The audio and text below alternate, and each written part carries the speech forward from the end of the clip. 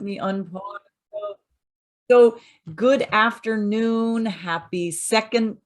What are we in the second Saturday of the month, Mark? Is it second It Saturday? is really the third The Saturday third because the Saturday, right? first, The yes, this third is, Saturday of the month, third Saturday of the year.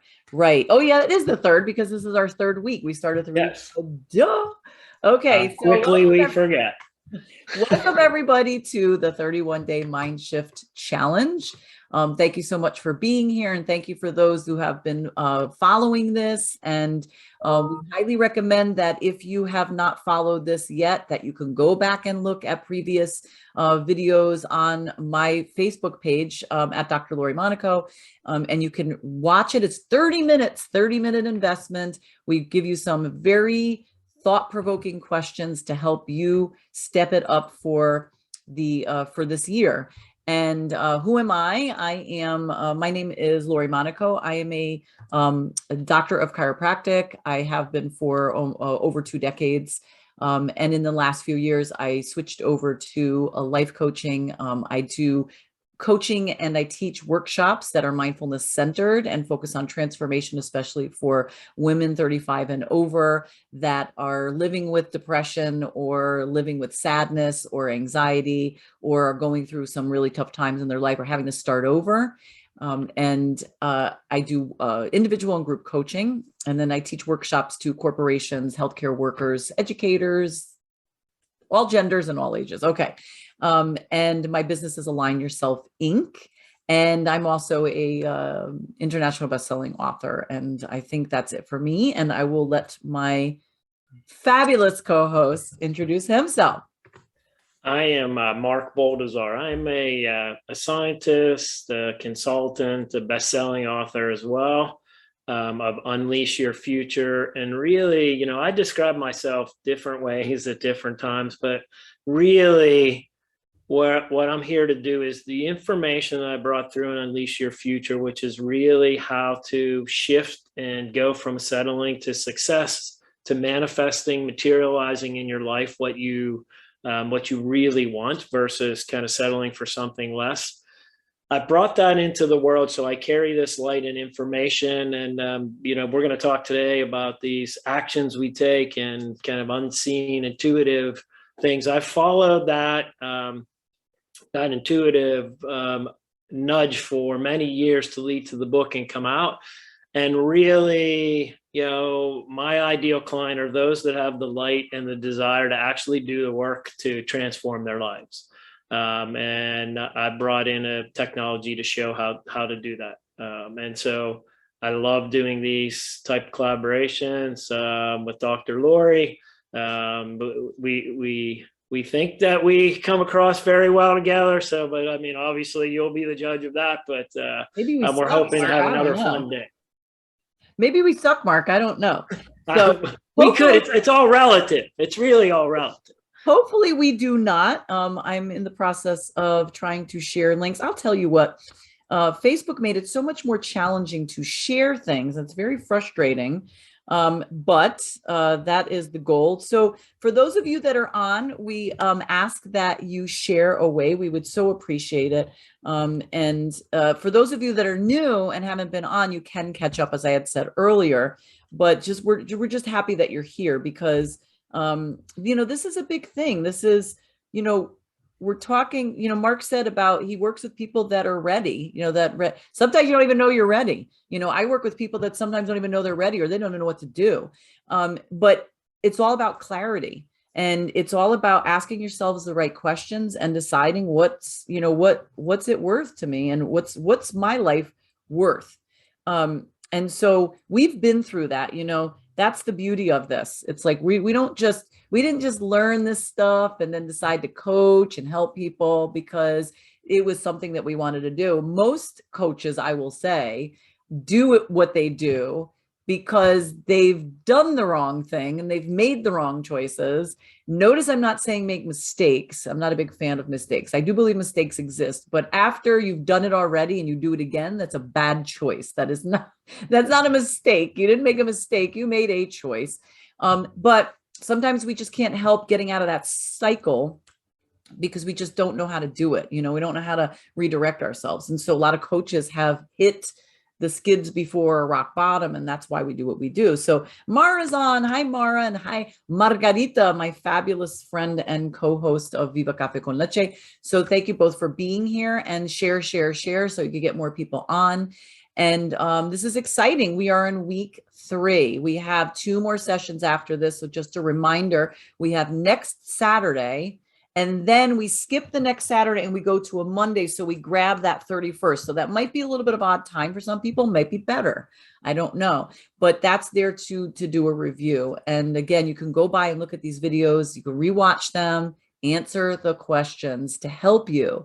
Because if you had a funky 2021, if you had a shit 2021, let's not even sugarcoat it, like it could have been that bad. If you had a lousy 2021, or if you had a good 2021, but want a different direction, or you want to up yourself, you want to ask these questions and you want to be accountable to yourself. And that's what we're here for. So what we talked about the last 2 weeks, the first week was getting clear on your vision and your goals, whatever way you want to say your intentions, getting clear on self. So the questions that we asked were, what do you want and why do you want them? And we wanted you to write all those things down. Last week was the state of stagnation. Why we talked about why we hold back, like why do we go and then all of a sudden we just stop or we fall backwards. So we talked about that. And the questions that were last week, what was holding you back in 2021? How strongly are you dissatisfied with your life or self?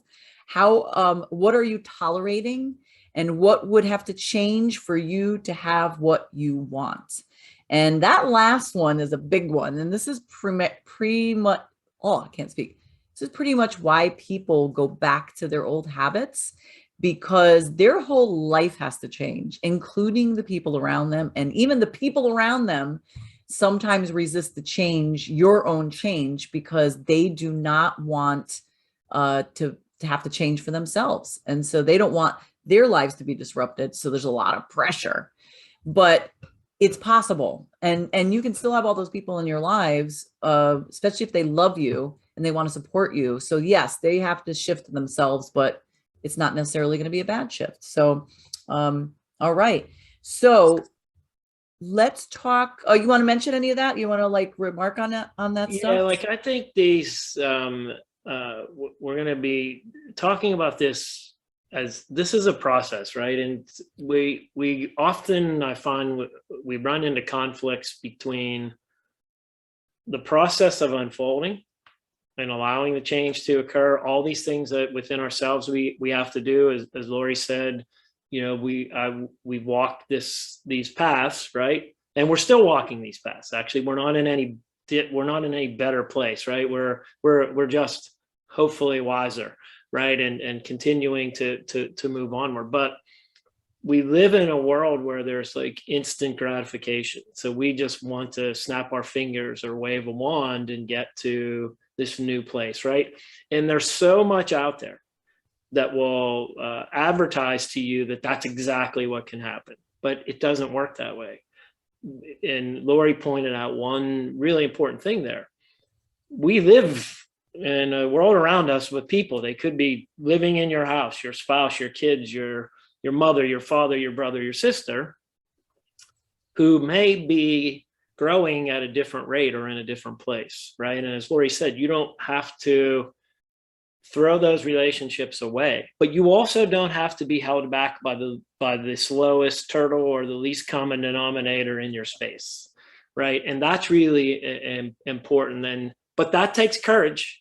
It takes effort to step up and do that. So keep that in mind. And also don't be hard on yourself, knowing these things are around, knowing that it's like, oh, I want to change, but other things around me may not want to change. Just know that that's normal and natural. Yeah, absolutely. And I think it's interesting because that's the beauty of the new year. I think a lot of people give themselves permission to want to change. So you brought up something really good, Mark. It's like people give themselves, like, it's almost like an expectation. Like the new year is, oh, this is the time for me to do this, or this is the time for me to do that. And I'm giving myself permission because the world has given me permission because it's the new year. And then if they don't fully commit, and I mean fully commit, like, not just saying it, but actually telling their entire mind and body that they're committed to this, they will succeed throughout the weeks and months. But if not, they will usually fall by the wayside by mid-February. And that's also permission, because most people know that New Year's resolutions don't last. And so it's almost like we tell ourselves ahead of time that we're giving ourselves permission to fail. And then we get hard on ourselves, or we get angry. We're like, well, I couldn't do it anyway, or it wasn't right, or it wasn't right for me. I'll do it next year. And you give yourself some love, give yourself some honor and respect to say, you know what, and truth, did I really want that? And I'm not going to beat myself up. I screwed up. That doesn't mean I can't get back on and shift. I don't have to wait till the next year. And so that's what this whole conversation is about. It's a 31-day mind shift. This isn't 31 days for you to reach your New Year's resolutions or continue with them. This is 31 days. We could do this in any month. We could do this next month. We could do this in March. It's 31 days of changing your thoughts, changing how you perceive yourself and how you think and believe and behave and your habits, right? What do you think, Mark? Yeah, and I think I like to think at times too, when, say you come into the new year, or at any time you decide, oh, things happen and you don't follow through with resolution, right?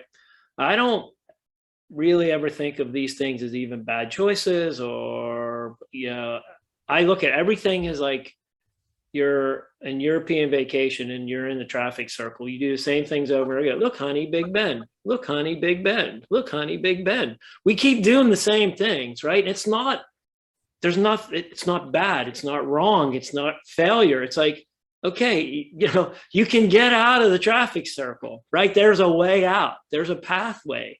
And however long it takes for you to get there is okay. But just look and say, and that's why today we're going to talk about typically the actions we take keep us in the same circle, because it's all we know. We don't have to think. So we just keep going around in a circle.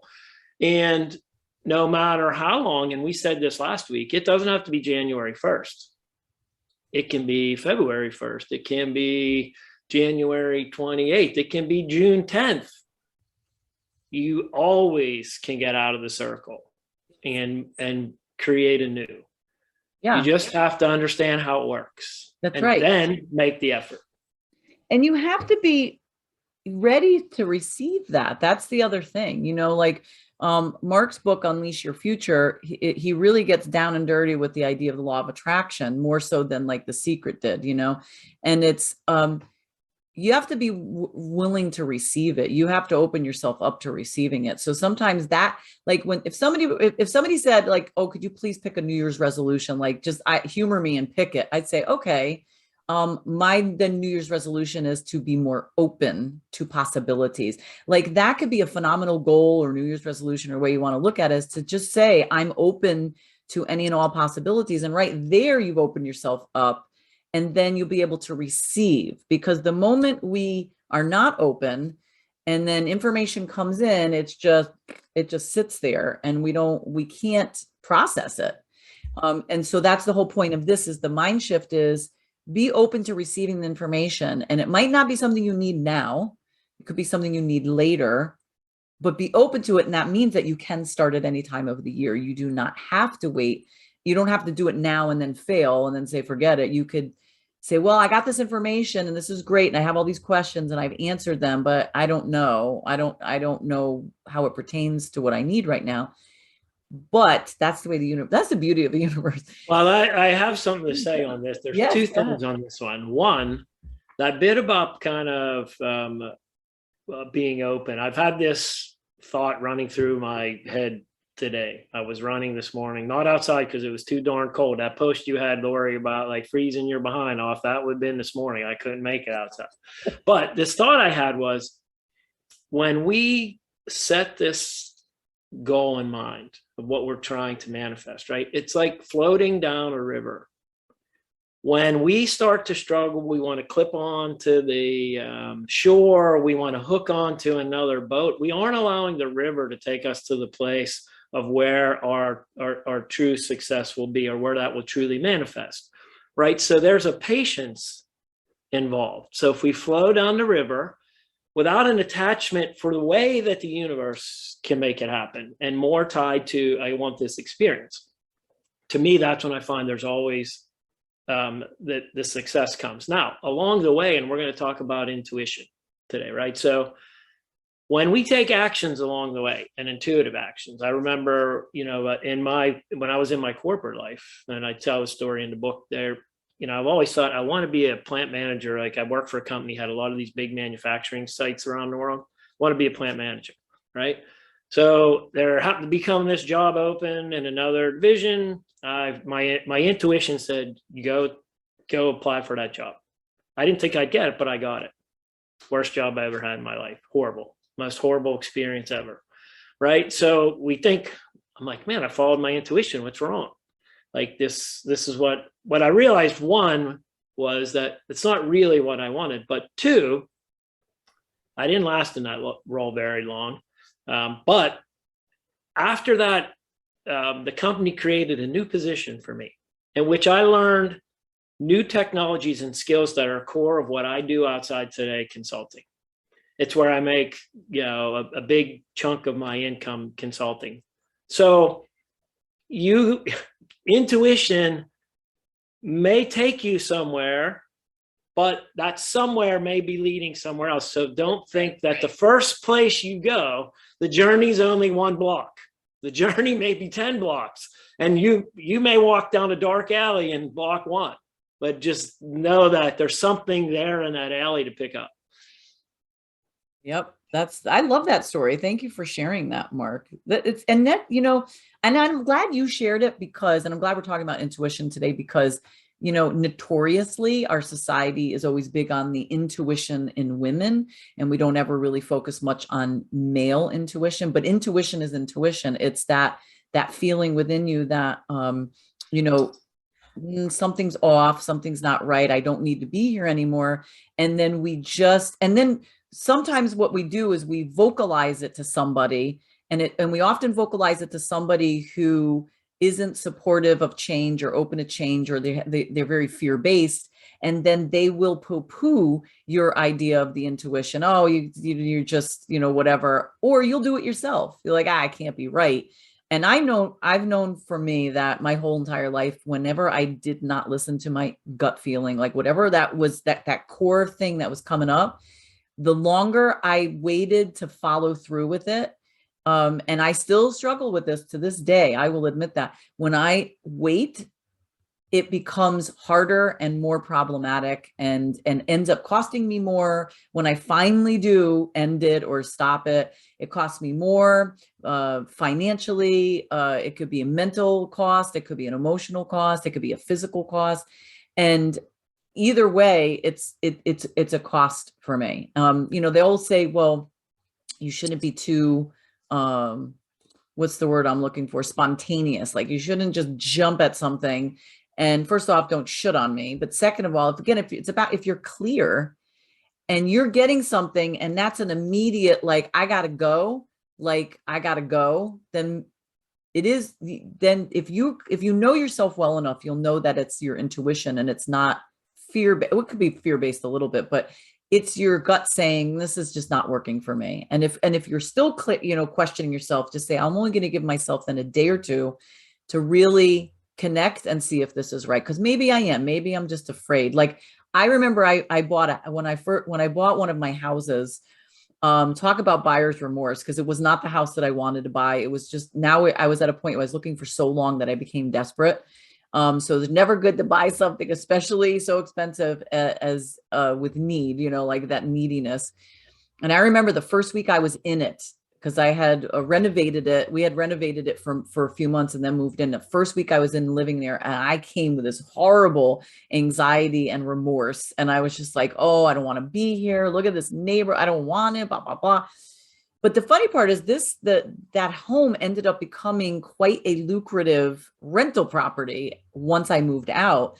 And it was a really good property. It turned out to be a really good property. And so what sometimes, like you said, Mark, we don't see the exact thing, but the bigger picture, but it's still about clarity, and it's still about calming self and talking to yourself and giving space and giving time. I think the other something you touched on there, Lori, was about when you listen to your intuition, right? And maybe it looks to someone else like you're just jumping onto something. Don't allow someone else's interpretation of what they think to cloud your vision, because here's the thing: intuition lives in the unseen. And not everybody understands the unseen in the same way. So because it's unseen, like if I see it or feel it and someone beside me doesn't, it doesn't make it less real because they don't see it. Again, this is going to the lowest common denominator, right? Or the least, like if I'm going to, it'd be like you're walking beside somebody who is blind, right? Who would you rely on to actually see whether a car was coming down the street, right? And that's, and it's now, it's kind of crazy to think that, but that's really what's happening in the unseen, right? There are those who are blind in the sight of the unseen.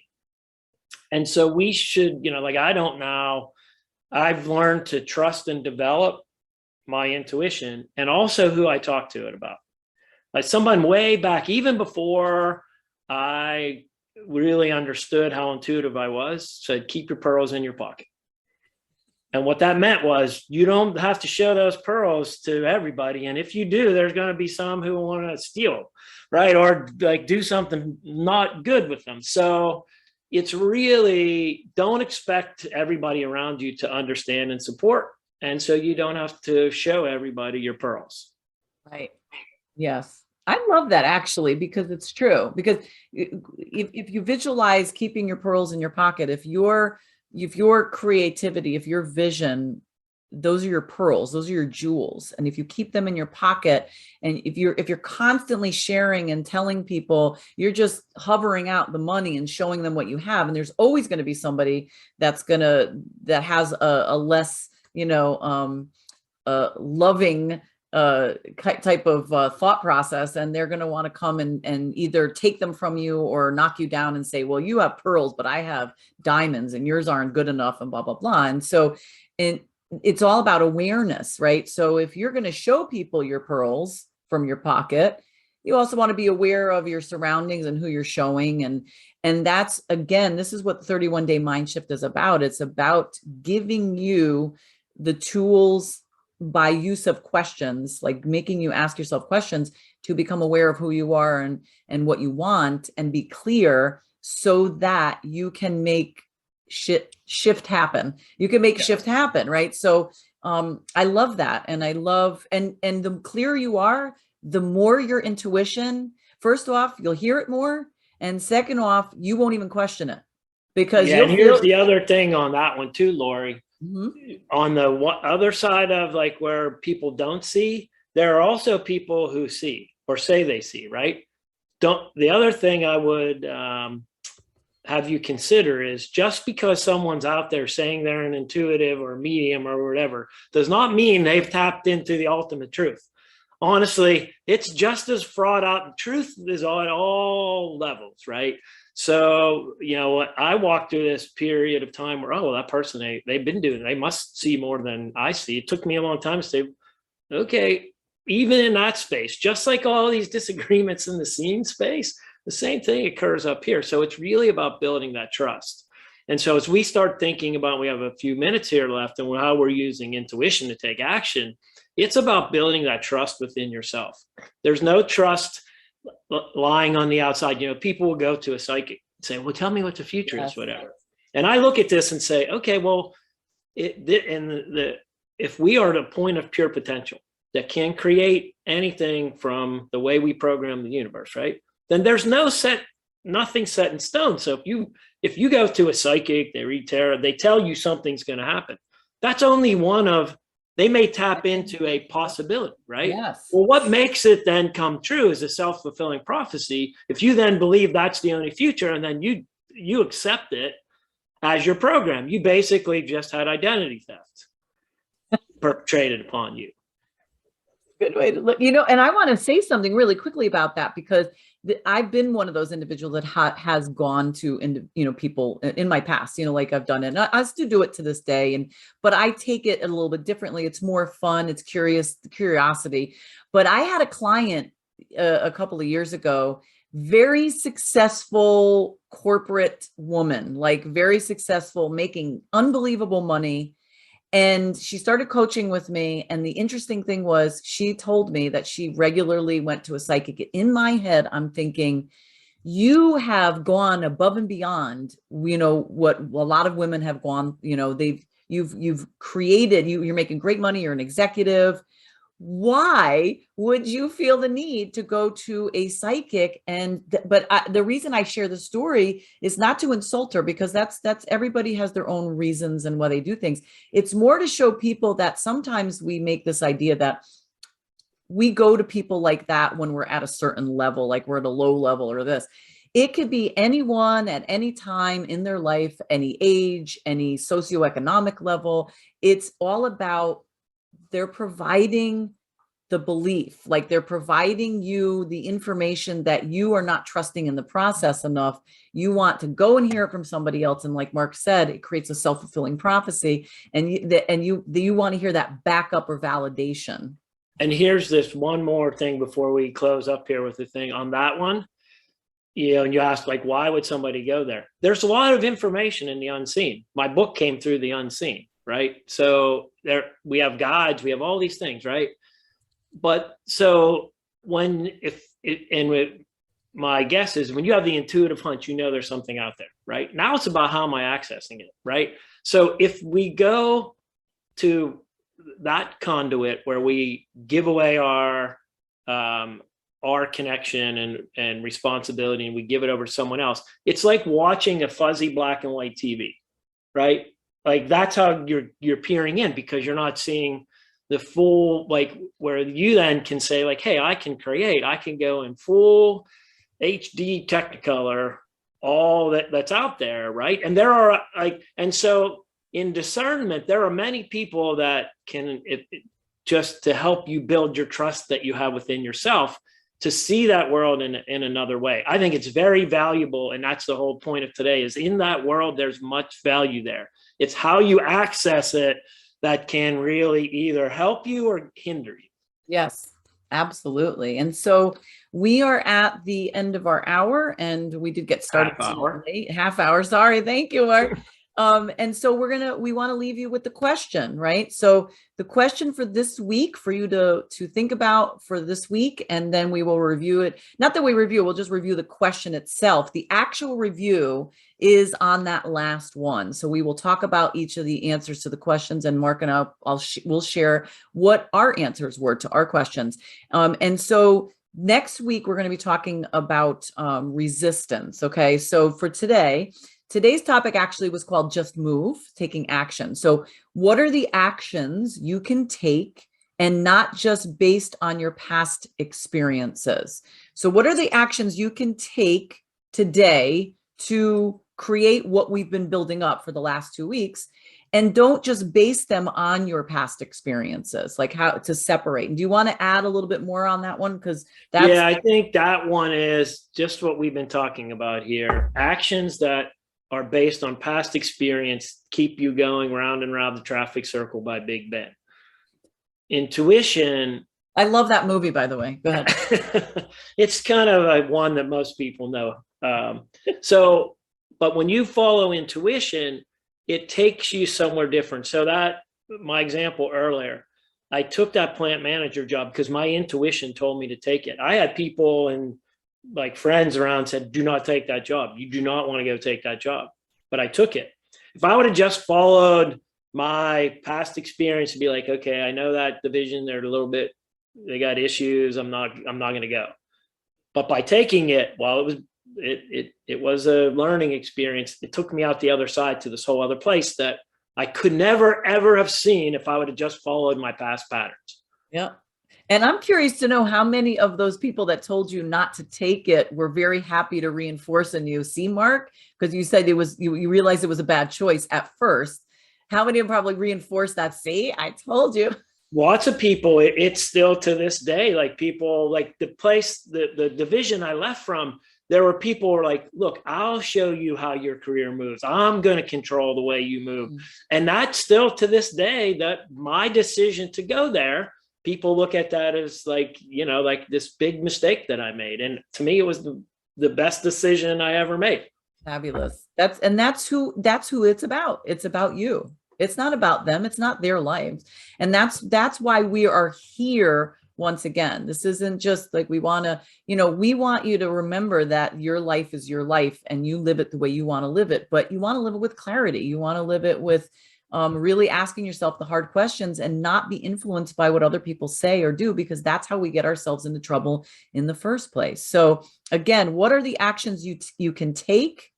And not just based on your past experiences. For what we've been talking about for the last 2 weeks, what are the actions that you could take to get to those pieces? Even if it's small, if you don't trust your intuition yet, or you're still building trust, you don't have to like take a whole other job like I did. I had been building, so like I was okay to take that leap, whatever it is, because just a small change in trajectory out through time can take you far off this line, right? If you just keep going this way, but here you just take a little, like when we get out in the future, you can be in a far different place. And that's what it's all about. Get out of the traffic circle. Get out of the traffic circle. And if you want to be reminded of it, just go ahead and watch European Vacation so that you can have a laugh with it too. All right. So thank you so much for indulging us. We went over a few minutes. So thank you so much. We will see you back next week. Answer your questions. For those of you that are just watching again for the first time, go back to the other two, jot down the questions and answer them. And you can always reach out to us. We did put in the comments in Facebook this time around how to reach us and get in touch with us, and some freebies and things that we're offering. So please feel free to connect as needed. And again, thank you so much for joining us this week. Next week, we'll be talking about resistance, which is really, really common towards the end of January when people are deciding to set those New Year's resolutions. So thank you so much. My co-host, Mr. Fabulous, my fellow nerd and the wizard, Mark Boldazar, and from me, Dr. Lori Monaco, the Badass Buddha. Remember, be you, be real, and be extraordinary. We'll see you later.